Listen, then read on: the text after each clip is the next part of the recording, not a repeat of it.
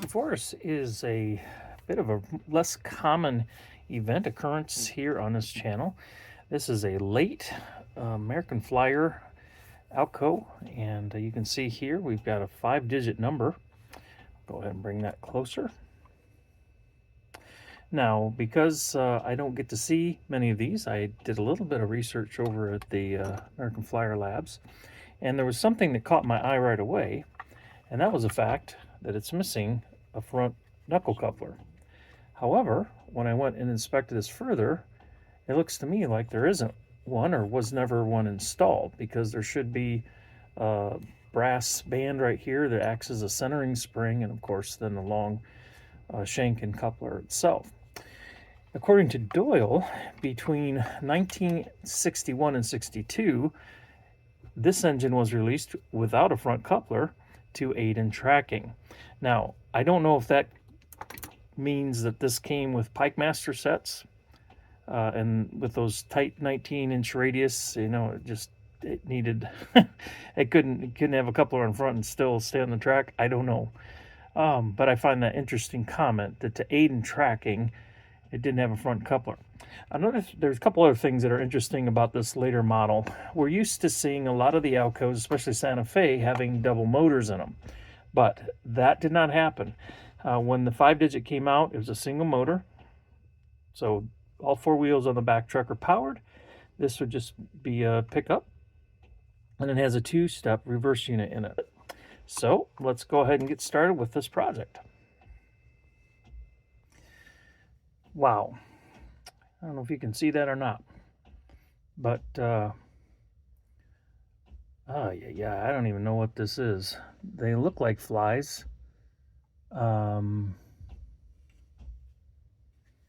Wow, that's absolutely disgusting.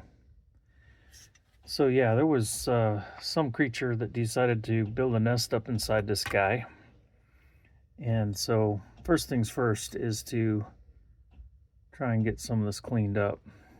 Oh, this is gross. All right, bring it back when the cleanup in aisle 9 is complete. Okay, after that incredibly gross clean out, which I'm gonna make sure I put some hot soap and water on the inside of that shell, because even after scraping all that whatever it was out, and it was like 3 inches thick. Oh my word, that's gross. I have no idea what created that, and it's like all these flies just stuck together. Very strange. So moving right along, now we have power applied, and it's a little hard to see from this side, but I did look around the other side. We have a 2-step reverse unit that is flipping each time. Nothing's going on with the motor. I don't hear it, I don't see it, I can't feel it. No surprise though, with all that gunk going on, who knows what's the status is. So I'm gonna next separate the yoke. I'm just gonna take the whole motor apart and drop it, and start removing all the screws and inspect, and I'm sure it's going to need a good clean, and then we'll see what we can see next.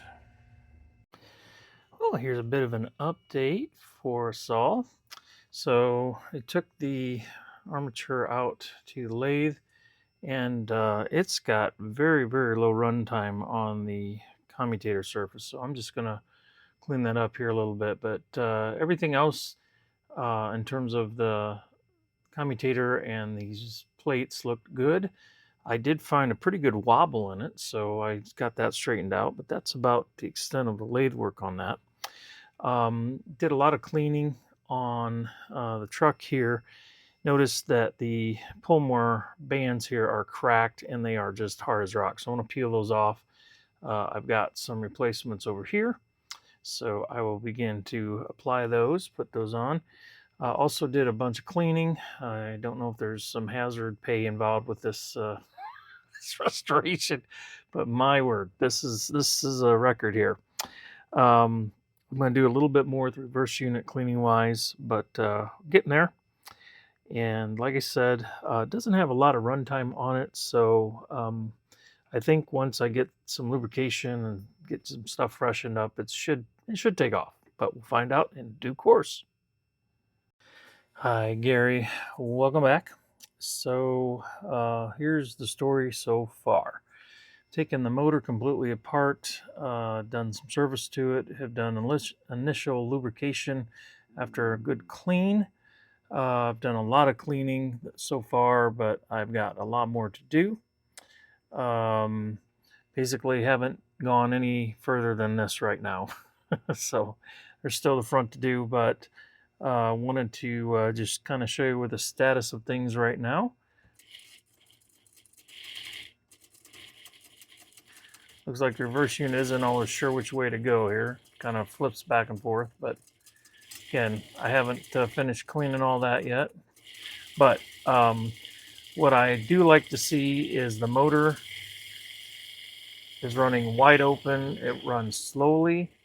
Well, reverse unit gets a little bit goofy. So like I said, some work to do there on slow speeds, but it runs both directions.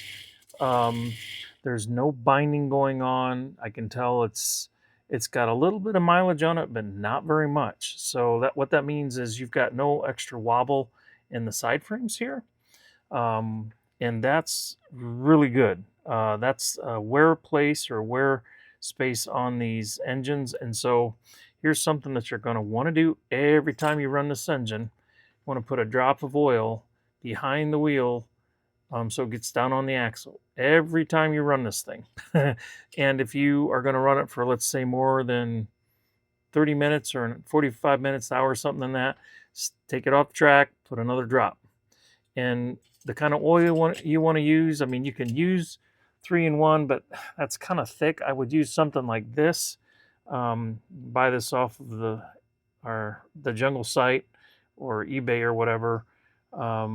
It's just a nice general purpose lightweight oil that will do a job. And the way Flyer made these is it's called an oil loss system. In other words, it just flings oil off. So you have to keep adding it because everything you put on works for a certain amount of time and then it's gone. So just bear that in mind.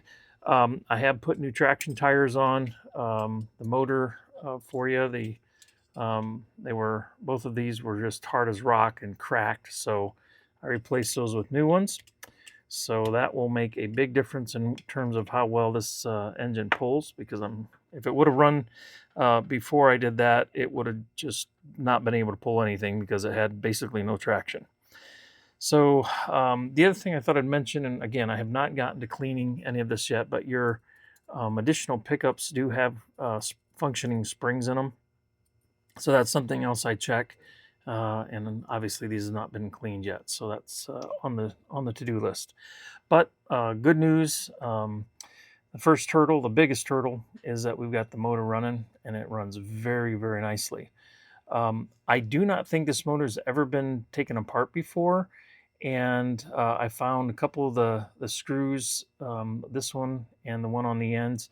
Both of those were extremely hard to get out, and it turned out that this one here, like I don't know if you can even see that, but the threads basically are gone on it.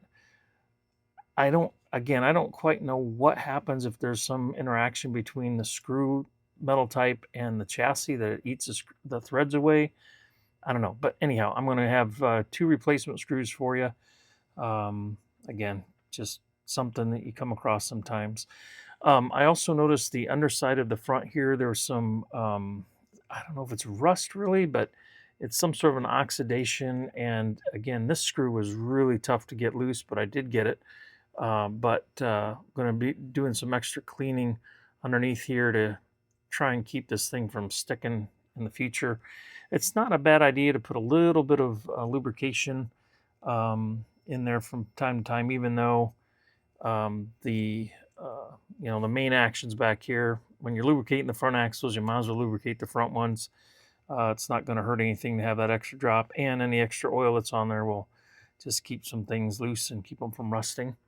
So the other thing I noticed is, look at this is super hard to turn. So that's going to be the next thing I work on. I'm not sure why that is so tight, but anyhow, more to do. All right, bring it back later.